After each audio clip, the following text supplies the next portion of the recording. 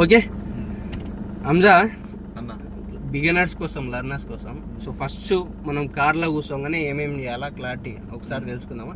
Right, ఇప్పుడు మనం కార్లో కూర్చోగానే ఫస్ట్ ఆఫ్ ఆల్ మనం చేయాల్సిన పని seat adjustment. Seat correct adjustment ఉందా లేదా, మనకు కరెక్ట్ ఉందా లేదా. సో చాలా మంది ఇంకో మిస్టేక్ ఏం చేస్తారు అంటే, ఈ చెయ్యి పెట్టి ఒకసారి, ఈ చెయ్యి పెట్టేటప్పుడు ఏం చేస్తారంటే ఇట్లా కాకుండా ఇట్లా కాళ్ళ మధ్యలోకించి పెడతారు. ఇట్లా పెట్టొద్దు. ఇట్లా పెడితే ఏమవుతుంది అంటే ఇక్కడ స్టీరింగ్కి హ్యాండిల్ తగులుతుంది.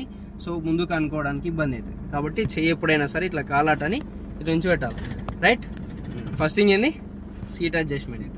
సెకండ్ వన్ ఏం చేయాలంటే సీట్ అడ్జస్ట్ చేసుకున్న తర్వాత మనకు మిర్రర్స్ కరెక్ట్గా అనిపిస్తున్నాయా లేదా చూసుకోవాలి.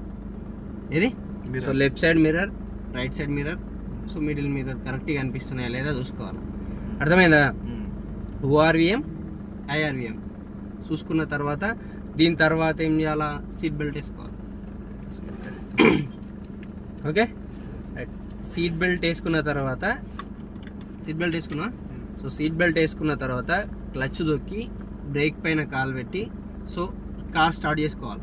స్టెప్ బై స్టెప్ ఆన్ చేసుకోవాలి. కీ అనేది ఒకటేసారి తిప్పకుండా, మొన్న నీకు చెప్పిన కదా ఆల్రెడీ హీట్ లైట్ వస్తుంది. హీట్ లైట్ వచ్చిపోయిన తర్వాతనే కీ స్టార్ట్ చేయాలి, అంటే సెల్ఫ్ కొట్టాలి. అప్పటిదాకా సెల్ఫ్ కొట్టద్దు. ఫస్ట్ కీ ఆన్ చేసి తర్వాత ఒక ఫ్యూ సెకండ్స్ ఆగి దాని తర్వాత సెల్ఫ్ కొట్టాలి. సో కార్ స్టార్ట్ అయిన తర్వాత మనం కార్ స్టార్ట్ చేసేటప్పుడు ఎప్పుడైనా సరే ఫస్ట్ క్లచ్ దొక్కిన తర్వాతనే కార్ స్టార్ట్ చేయాలి. కార్ స్టార్ట్ అయిన తర్వాత ఏం చేయాలా, క్లచ్ దొక్కి గేర్ వేసుకొని హ్యాండ్ బ్రేక్ తీయాలి.